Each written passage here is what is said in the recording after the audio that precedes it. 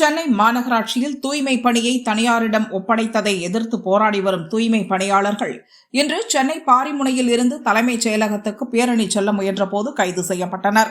காலை 10:30க்கு கைது செய்யப்பட்ட தங்களை மண்டபத்துக்கு அழைத்துச் செல்வதாக கூறி உணவு தண்ணீர் இல்லாமல் 3 மணி நேரமாக பஸ்ஸிலேயே வைத்து ஊரை சுற்றி சுற்றி வருவதாக தூய்மை பணியாளர்கள் சமூக வலைதளங்களில் வீடியோ வெளியிட்டனர். அது வேகமாக பரவி வருகிறது.